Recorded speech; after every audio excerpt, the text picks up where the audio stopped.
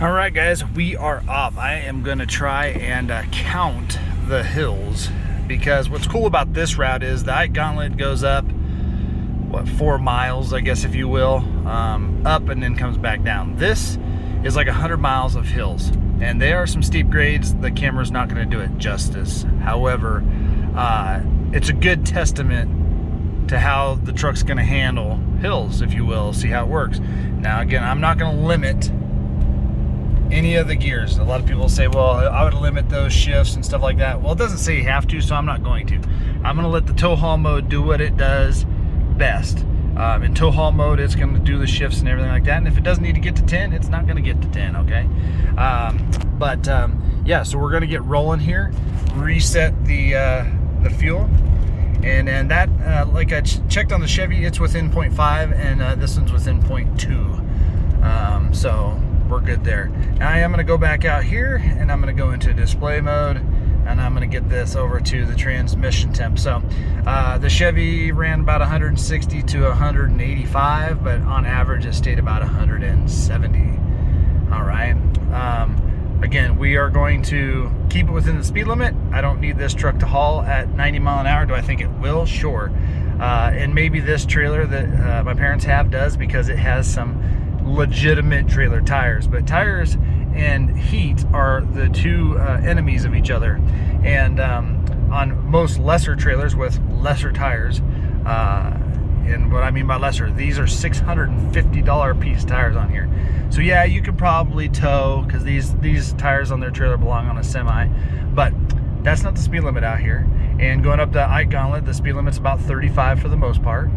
So we are going to keep it in check, and we are going to cruise. Initially, I thought we were doing about 60 miles. Then I just was enjoying driving the Chevy and putting some rubber down the road. So we're just gonna do the exact same route, going from my stomping grounds all the way to Burlington, Colorado. So again, this is a very hilly route and everything like that.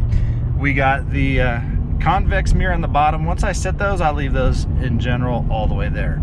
On the Chevy, the mirrors are gigantic. They have a little bit more surface area than the Ford, but I don't extend the Ford either. But if you want, you do have power scope down there, which the Chevy is a manual one on the custom trim that we have. But I'm not worried about that. I can see just fine. And really, I don't feel like I get that much more perspective by using the power scope. Timbrins, I want to touch on that really quick. Those are fantastic. They help with your trailer sway. Because again, when you're pulling a trailer this size or anything bigger, you got to remember these things are like giant windsocks. So say the trailer was 14K, and then you add in the wind and everything like that you're running into, and they are heavier than they get on to be. And then plus two, once you add all the people, the hitch, all the stuff, it makes a huge difference. So nonetheless, the Timbrins help with the sway and control, and I like that a lot. I think it's really good. So, but yeah, initially that is the setup and the start of the trip. We're gonna get going here and hit a few hills. So stand by. All right, guys, like I said, there's a 4-part videos part when it comes to the Chevy, and there's going to be a 4-part when it comes to the Ford, and then next Saturday I will give you the Goliath versus Goliath finale. So down there in the corner, hit the subscribe button, because this is going to give you guys a really good idea of how these two trucks compare against each other. How do they handle heat? How do they handle miles per gallon? Again, miles per gallon, this is not a MPG contest. So before everybody hits me real hard on that, it's just putting it into context. That's all I'm doing. I want to show you what these two trucks basically get. Now, to the Ford's advantage, this truck, I forgot to mention, is running a 355 locker. The Chevy is a 373. For 2023, you can get a 373 and a 430 in the 3/4 ton. And in the 110, I believe you can get a 355, 373, or 430. So you can choose whatever gearing you prefer.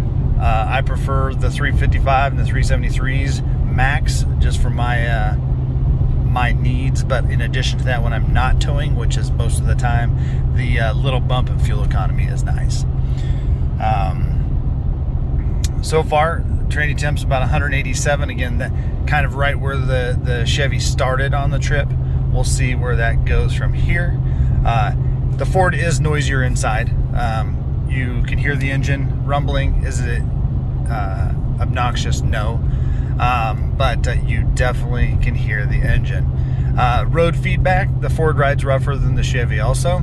That's attributed to that independent front suspension versus a solid axle. The ride is not bad though. The seats are softer in the Ford than the Chevy, so it's actually not a bad ride whatsoever. So what else can I touch on real quick? I think that covers it for now. So we're getting ready to crest and go down some hills, and like I said, we're gonna just let the truck do its thing, and it's gonna reach up there in the RPM range because this trip I actually have some wind. Earlier when it was nice, earlier in the day, the temperature is only about 72 for the Chevy, and no wind. So the Ford's got 435 horsepower and 475 torque, so it is more on both of those spectrums than the Chevy, which, if I remember right, 401 and 465 torque. So neither one of them feel like a dog getting up to speed. So, but we're gonna see what happens. Again, I've got a few other things going against the Ford right now with the wind, but hey man, that's the way it works in the big game of playing with the big boys. So let's see how the truck handles these hills. All right, we're getting ready to head down the hills here. So again, I got the cruise control set at 62. Tow haul is on, and I'm not going to touch the brakes. With the Chevy on the same trip, I didn't touch the brakes one time. Even coming into town, I used the cruise control and just limited the speed, and it slowed me down from 65 to 45 down to 25. So pretty cool in that regards. But it feels weird leaving cruise control going down hills, but keep in mind, you are the captain of the ship. If you feel like you need more control, then slow it down before you even start going down the hill, and then set your cruise control again. You want to limit the speed to 35, it'll hold it. So here we go. It did a gear down there. Transmission temp is a little bit higher than the Chevy. It's still fine. In the big rigs, we run well over 200 something on the transmissions, not even towing. So yeah, so it held us right there. So I'm good with that. Again, trailer sway is null and void, even though this road's kind of crappy. The Timberns help with that, keeping that sway under. All right, so this hill up here is pretty steep, and it's about, I guess it's probably about a half mile. Let's figure it out. But so far, we're about 6 up and downs already into this trip. So it's at 0.7 right now. Let's see how long this hill is, and we'll see how the truck reacts to being set at 62, sorry.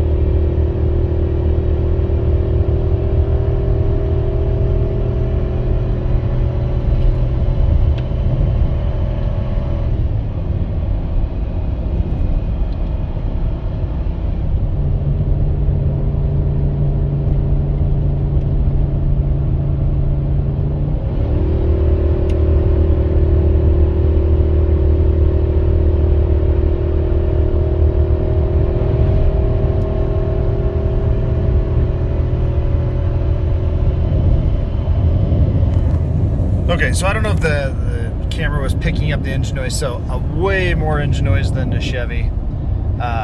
Going up there, keeping it at 62. I think I had the Chevy actually set at 65, and it got up to about 5,000 RPM, but it didn't miss a beat. It took us up the hill at 65. There was no doubt about it, and that's where the Allison got to about 185 degrees. This one reached up to 203. I anticipate it's going to come back down fairly quick, but we're going to back off here a smidge because we don't need to be be cruising around those curves like that. But, you know, a lot of people are saying, well, I should have taken it out of 8th, 9th, 10th. The transmission never got there. So it had nothing to do with me and the phony baloney shifter over here. So, I mean, all in all, you can limit that if you feel like those are going to do that. But on a hill, it's not going to go get up to the 10th. Probably not even 8th, 9th, or 10th. So, here's another set of hills going down.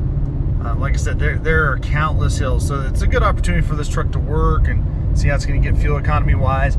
No doubt, if I was to say set this at the speed at 35 or 40 going up that gauntlet, with this trailer, it's going to handle it just fine. There is no doubt you'll be doing the minimum speed limit. More than likely, if you really want to wrap it out, you'll keep up to 50, 55, but that's not the speed limit. So I just want to keep that in context, guys. It's easy to get kind of wrapped up in that. Oh my gosh, it won't do 70 up this hill. Probably shouldn't be doing 70 in general, but let alone just make sure you do the speed limit. So this is all about, can it keep it at the speed limit? So we're just gonna hit the cruise again and get it settled in. All right, guys, I will see you on the next one. After we get a handful of more hills in here, we'll come back and talk about impressions, and then we'll just do some driving in it. Thanks again, guys.